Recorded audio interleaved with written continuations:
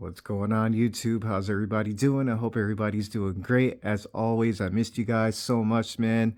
We got a little bit to talk about here, guys, and I'm just excited. You know what I mean? It's just one of those things where I don't really have an actual category to speak about today, but I just want to just show you guys how beautiful these TVs are right here. I don't even have the TVs tuned in all the way to where I like them to be for this video, but I do have them tuned in pretty tight. And just even without really going into the settings too much to customize them, because what I do a lot of times is I reset my settings and then I go over them again and just try to change things up a little bit just to try to get a little bit more detail or just to try to get a little bit more specular highlights or just to see how a certain mode looks. I do that with all three of these TVs. And, you know, so in this video, as I'm comparing them, I'm just admiring them for the moment, and I just want to let you guys know that even if you purchase any of these TVs, took them home, and you weren't so much of a person who likes to go through the settings and customize your picture settings and let it, kind of like learn your TV as much as you can inside and out and try to get and squeeze as much processing details, highlights, or whatever you want out of the TV, you're still going to be extremely impressed with any of these TVs right here. And on the left, we have the S95C. On all the way to the right, we have the LG G3, the Sony A95L, and I'm sorry, I didn't mean to disrespect Samsung like that, but I should have said in the beginning that this is the Samsung S95C. All three of them are in the 77-inch space, and they all have their own approach to how they want their product to look. You know what I mean? So, and it all comes down to literally the processing. That's what it really comes down to. So just keep in mind, again, guys, I don't want to stress this as much as I'm already stressing it. These TVs are really not tuned in entirely too tight in this demo. This 4K demo is playing in standard mode with all three TVs, playing through YouTube. And this is a 4K HDR demo that's amazing, first of all. So this demo is done and produced or created by Jennifer Gala. I don't know her personally. I follow her heavily. I am a subscriber. I love her 4K demo implementation. She is my number one favorite YouTuber who to me makes the best demos out in the world because she's really good at what she does. For me, at least, the way I look at it is she can produce these HDR 4K images, and she truly puts the best TVs in the world to the test. She really stretches out what these TVs can do.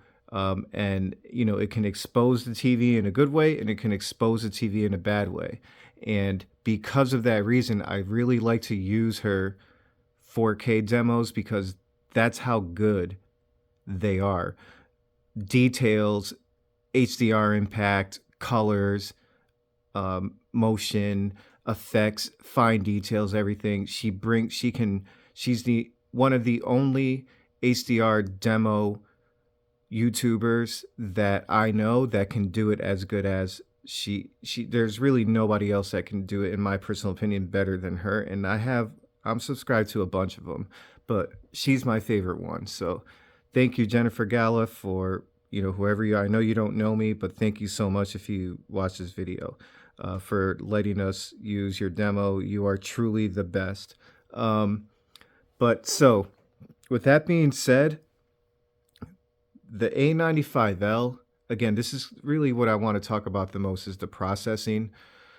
The A95L just has something special about the TV that's completely different than the S95C and the LG G3.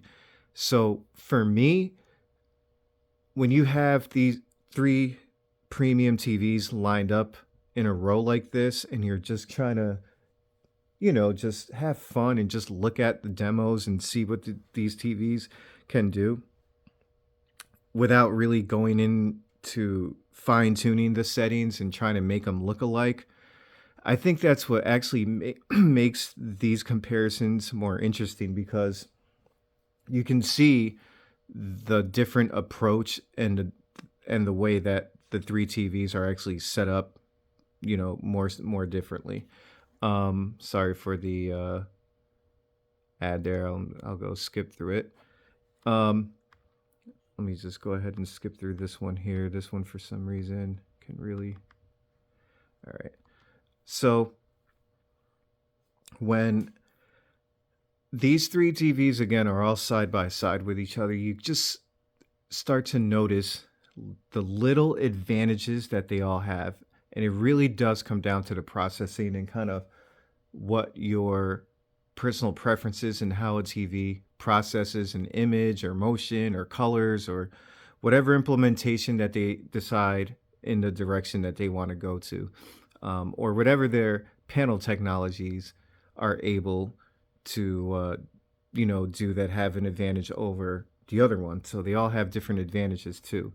But let me just tell you guys that I love all three of these TVs. All right, they have their own advantage, individual advantage over one another. They all three of them do. But when it comes to which TV is overall my personal favorite TV, I know I've said this before, but I just want to make it extremely clear here, is that because of the processing, and I know you guys heard this a million times and a million times, but just try to hear it out from somebody who owns these three TVs and has, somewhat of a little bit of an owner's perspective on it. The A95L is different. It's amazing. It really is. Like, I'm going to do some close-ups just to show you guys. But everything from HDR, peak highlights, color, depth perception, just, processing overall, fine details. It really is hard to say that the G3 or the S95C is better in pretty much any of those categories. So the A95L really is the one, if you were to decide of which TV checks all the boxes the most, then it's going to be the A95L, hands down. It's just that nice of a TV. And the only way you're honestly going to notice this is if you have all three TVs, uh, side by side, because even though the A95L is, and again, my personal opinion, and I know many others, best TV for 2023, it's not like by a landslide. All right. So that's another thing I want to get out the way is, yes, it's noticeably better, but it's not light years better. It's just those little things like the fine details to me that, in the processing, XR Clear is an amazing feature that really steps up the upscaling, and it does help a little bit with, I think it does have an impact in 4K. I don't know if that's really what XR Clear is for, to help with 4K HDR, but it just seems like because it's there, it's still going to give it a little bit more clarity. It's going to notice, some noise even in 4K and kind of clear that up as well. It does a really good job at both, in my opinion. So yeah, for me, one of the biggest thing, like if once you get into this space with these premium TVs, I mean, look at them. Look how good they all look. You still start to get spoiled and want more and more of whatever they can offer, the better processing, highlight details, you know, smooth color gradation, uh, noise cancellation, fine details, name it all. You just want, you crave more and more for it as you own these TVs. So as you can see, I will do some close-ups here, but I'm gonna go ahead and bring this back so we can look at some more. Um, you will notice that when I do the close-ups, you'll see what I'm saying as far as the fine details go. And to me, when I am looking for a TV that is going to be the best, because that's what I'm looking for, in 2023, it was definitely the A95L for sure. The year before that, I really didn't think the A95K was enough to be considered, the best TV. I just thought that the S95B was actually even better than the A95K in many, many ways with picture quality, and that there was no way it was worth it to purchase the A95K, because even the audio on the S95B compared to the A95K was amazing. I actually liked it better. I remember just constantly feeling like it was better. They're both 60 watts, but I just tend to really gear towards more of the way the S95B sounded. It just sounded more bassy, and it did sound like it had more life into the sound, um, just right out the box. So it's not always for me being a fanboy for the Sony A95L, or Sony in general, because I'm personally not that big of a fan of Sony when it comes to TVs in the first place. This is actually the very first Sony TV I ever purchased that I've been extremely happy with. I've had LED Sony TVs. It was like the CH900, I believe. 900H.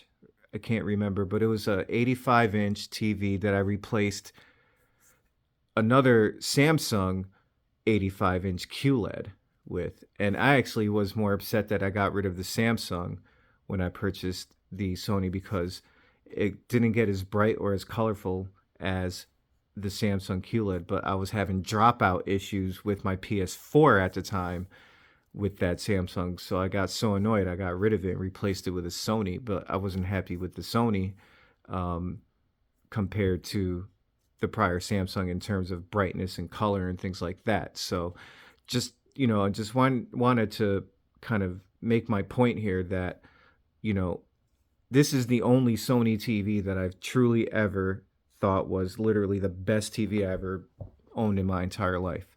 And before that, it was definitely more so of any OLED LG that I ever owned, which goes all the way back to the E7, which is a 2017 model. So that's how far back I go with OLEDs. And I've always owned OLEDs and QLEDs at that time frame at my house too. So, I have some experience with these TVs, and I can tell you that it's not a fanboy thing when it comes to Sony. It's just an appreciation thing. It's starting to get to the point where Sony's processing is just so strong and so good that it really, like, you have the best of the best. So you have really good hardware paired with really good software, really good processing. And I mean, you're going to pay for that. And yeah, it's not fun, but man, oh man, is it worth it. Again, they are very, very close. All right. They truly, truly are. But, if you are looking for the TV that checks all the boxes, it's going to come down to the processing. And I think that's why LG this year is coming out with their new Alpha 11 processor because they're really trying to get their spot back. And I think that a lot of people are kind of, you know, just completely dogging the WRGB OLED technology. And the only people that really have faith in it are a very small percentage of us, which is, myself and others out there. And the reason why I think that LG has such a strong chance of, let's say, even winning TV of the year is because of that new Alpha 11 processor. If it is not a gimmick or just advertising and marketing wordage that we're getting, and it truly is the processor that they claim to be, it actually being, then guys, we're winning because imagine if LG gets TV of the year with a new processor in a WRGB panel. What is that going to tell you? It's going to tell me, at least, is that although QD OLEDs are amazing and new technology and the future, which I still believe that, LG has still been able to develop and create a TV that is better than that because of processing, not panel technology, not their WRGB. That's how much faith I feel that they have with the G4, or at least that's the vibe that I'm getting from them. So that's what my my take on it is. I could be completely wrong, but that's basically the vibe that I'm personally getting out there with this new processor. They're talking about things like basically what Sony already has with this XR Clear processor, and now they have their own AI processor that upscales, they say something about 70% better to compared to what it was on the prior models. Peak 3000 nit highlights, or I'm sorry, brightness with their TVs, which I know that's kind of the popular claim now. So I'm really interested to see the comparisons on that. But LG is a veteran in the game. They're still investing money into WRGB. They're still fine tuning the MLA technology to make it pair better in this new generation panel with WRGB technology. And it's just that simple.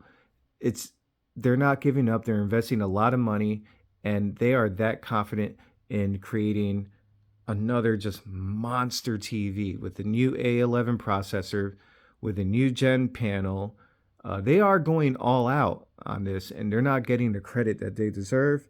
And that's because people don't understand that just because the Sony A95L was the best TV of the year, it doesn't mean that it was by a landslide. It was like by a tenth of a point, a 20th of a point. It was just so close. Half a point, whatever. That's how close they were in comparison with each other. Think about that. So don't count them out. But right now, the A95L, man, it is just a different level. They're so good and so close in so many ways.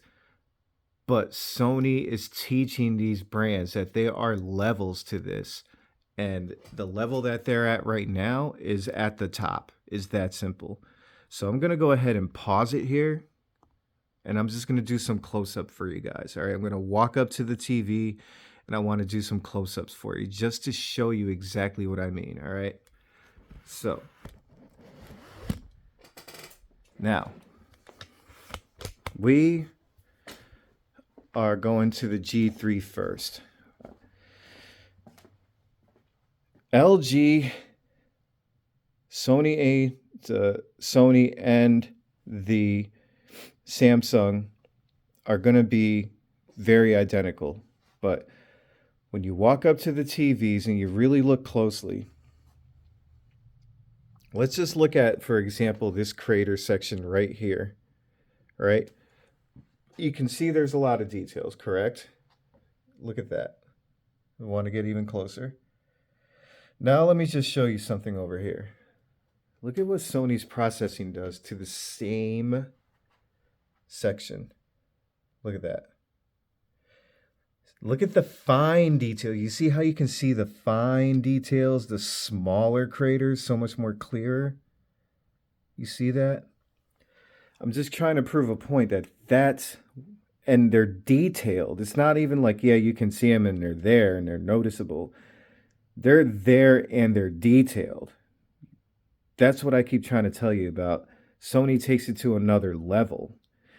So it's just that level of details right there is what, when you have the TV in your possession and you have it at your house and you're a stickler for these things, these are the things that you notice is, oh, okay, this is why Sony, this is what you're paying for. This type of level of fine details that none of the TVs can do, no other TV can do. It's just that simple. Now, I'm going to go over here and look. They're there, but they're just not as detailed. It's close. Don't get me wrong. If anyone is going to be closer to what the A95L can do, it's going to be Samsung because they have the same panel technology. But even then, it's still not exactly like this. Look at that. Like the A95L. See? So that's just one example right there, you know?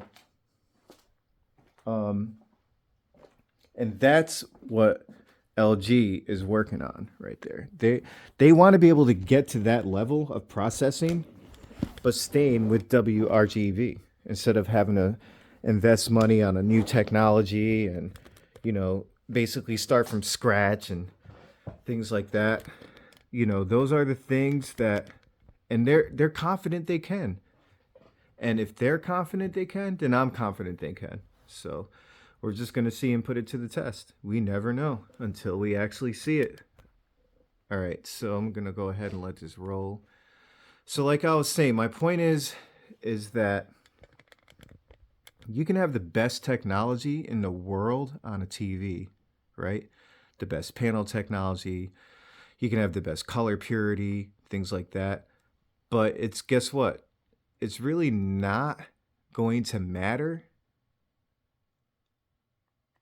if you don't have good processing behind it. You know what I mean? So it's really that simple. I'm gonna go ahead and let this ride a little bit more. Yeah. Oh, sorry guys for the ad. But yeah.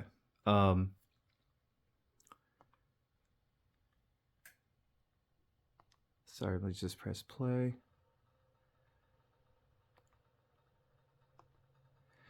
And that's what it comes down to right there. Another thing that's part of processing that's a big deal to me, besides the fine details, is depth. So, you know, a lot of people have been asking me what TV has the better 3D pop. And as far as that goes, you're the best at it overall, that gives you the most noticeable, let's say 3D pop, is the G3. All right. But now let's look at it this way. The A95L can also produce a nice 3D pop. I don't think it's as good as the LG G3s. I just don't. To me, it clearly looks more noticeable on the LG G3. All right. But what the A95L can do that the G3 cannot when it comes to that 3D pop is that the LG looks more noticeable, but Sony, just the A95L, it's not as noticeable, but it still can maintain details better when it is compared to the LG G3. All right. The S95C, to me, just looks the most flat out of all of them when it comes to that 3D pop. But, and I know that LG really has the reputation for that. Um, and it's deserved. It's because, to me, in my personal opinion, they're like the originators of that, like the creators of that. And that's their secret sauce in my the way I look at it, because the only time I've ever noticed that much 3D pop was on my first OLED TV back in 2017. So for me, that's why I feel like they're originators. They are the originators of that look, you know? And I'll go back here and just kind of start it over. So that's how I look at it. But anyways, now the Sony though, they have a way to make it still look like it has 3D pop, but at the same time, like I was saying before, it just still can maintain details better at the same time too. So it's kind of like it can make it look like it and make it look more detailed on top of that. So I rather, you know, would go for overall best TV would be, for my personal opinion, would be the Sony A95L for the processing.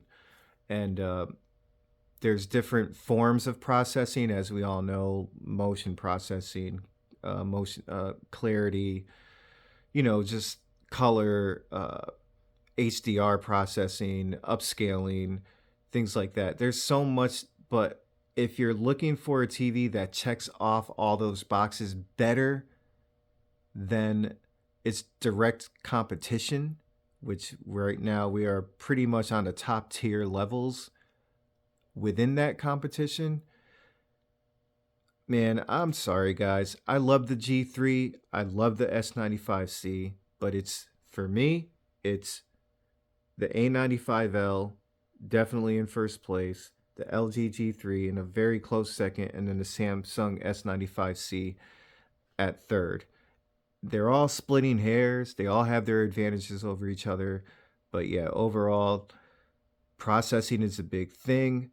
Fine details to me is a big thing. It truly shows what the TVs are really capable of, as natively as possible.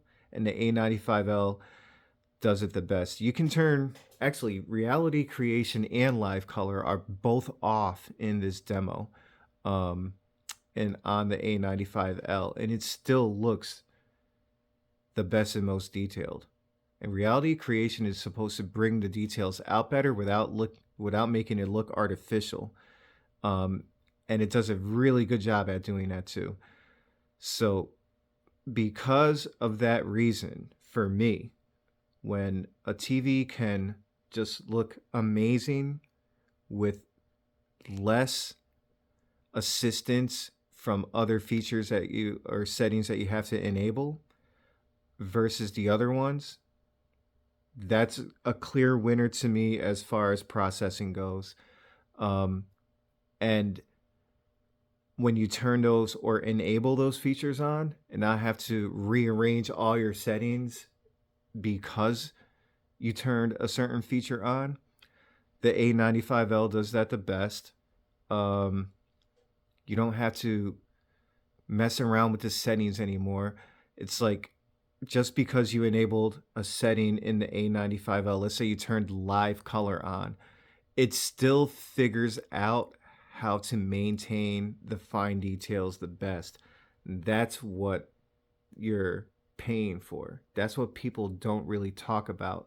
It's just like the internal uh, capabilities of the A95L is truly something else. And you know, it really did take it to the next level of TVs, in my personal opinion, because of the processing. And that's what LG has to figure out. And that's why they went the direction they went with this new Alpha 11 processor. They want to go more AI.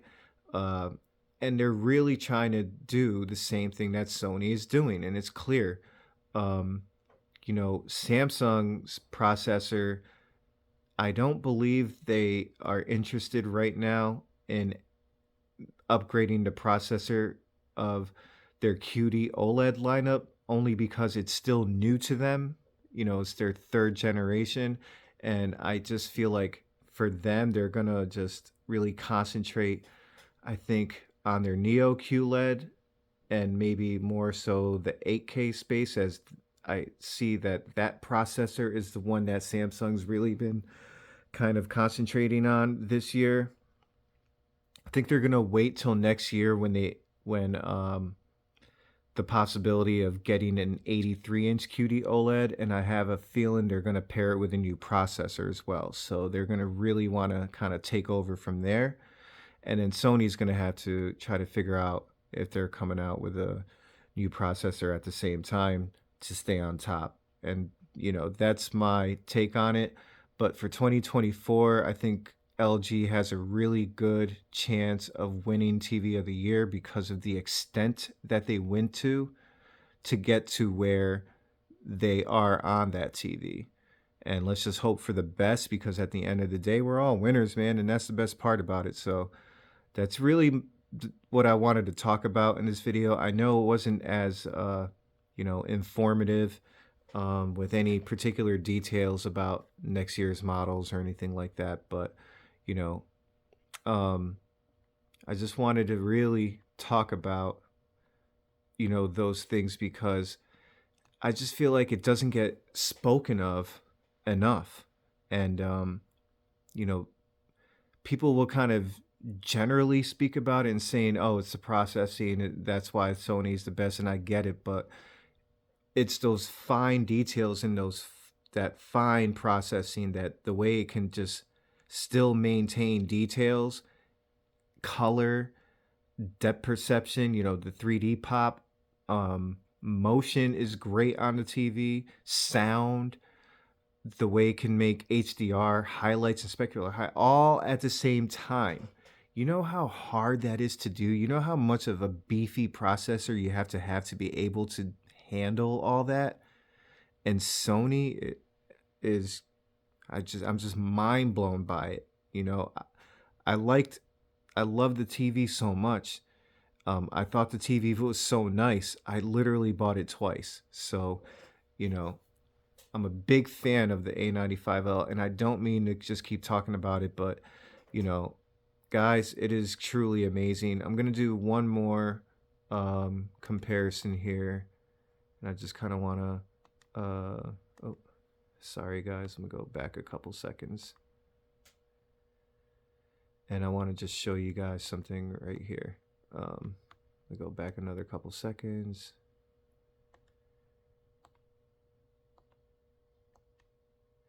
All right, yeah, right here. All right, so I'm gonna bring the camera closer. I'm sorry my camera's not perfectly even. I wasn't really prepared for this video. I just sat down and I was like, I want to talk about this while it's on my mind. But anyways, I'm gonna bring the camera closer and I want to show you guys some fine details. All right.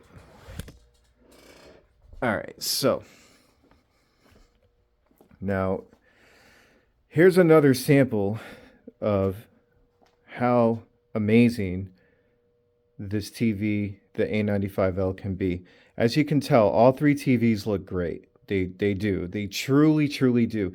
And I feel horrible for, you know, really just talking about the A95L at the moment, but um it's just, these are just things that I just feel like don't get spoken out enough, and people don't do close-ups regarding this topic. But anyways, so let's go to the G3 first, right? All right, so let's do a close-up of this cube with the spaced out squares. And you can see, I mean, it looks a little bit more dim, but it has really good, like a really good 3D effect, like really good depth to it, you know? And of course, that is going to be the sacrifice of black crush.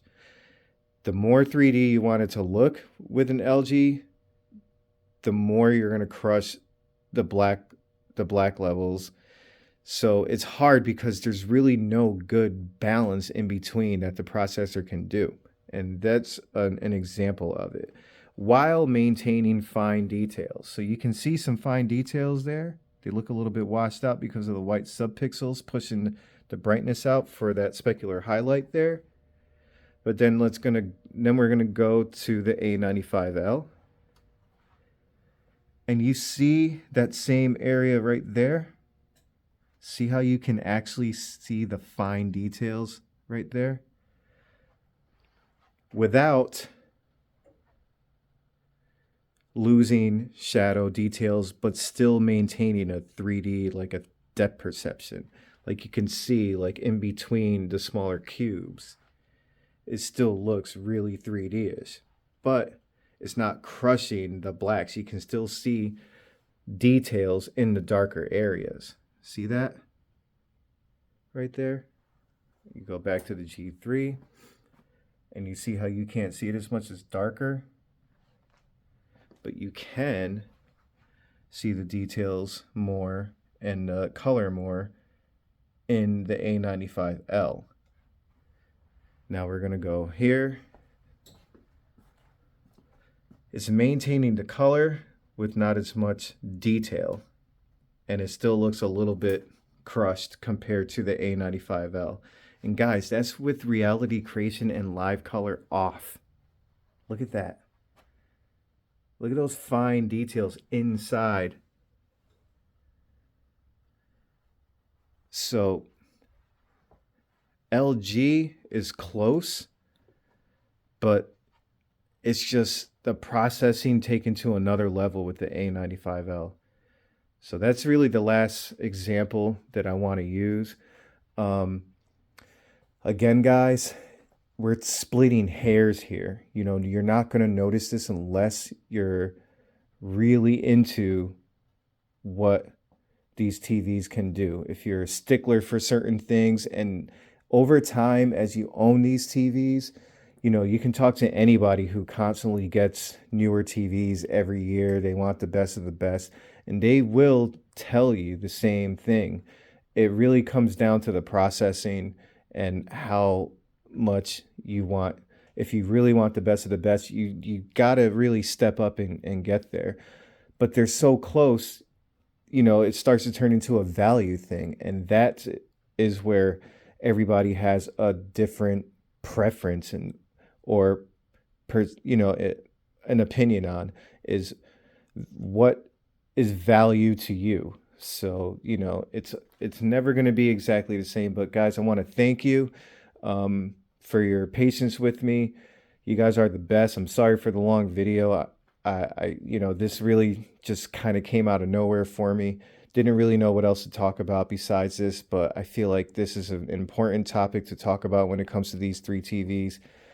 These three TVs are amazing. You're going to love whichever one you pick 95% of the time. There's a very small percentage that tell me in my comments that they return their TV that they purchased, whether it be the G3, the A95L, or the Samsung S95C. There's a very small percentage of you guys who have definitely told me you returned it and switched to either a G3 or A95L, whatever the case is, because what you were looking for, you found out, let's say, the harder way, that spending the less money, you're not going to get what you truly want, and you rather spend a little bit more money and get, let's say, the G3 or the A95L or whatever the case is. I think right now they're about the same price, the G3 and the S95C, but I think you guys know what I mean as far as value goes. If you really want to get the best of the best, then you're going to see the value in paying the premium, and that's value to you. If you're going to let's say want very close or similar capability in processing. I think you're probably going to want to go with the G3. That's the closest you're going to get to the processing. And then if you want a plug and play that really goes bright and kind of like, not the best processing compared to these, the G3 or the A95L, but you really like those vivid colors that pop. It still has really good details. You can go with the S95C. But everybody has a different opinion, you know what I mean? So everyone's different, but thank you so much, guys. Really appreciate it, and I will see you on the next one.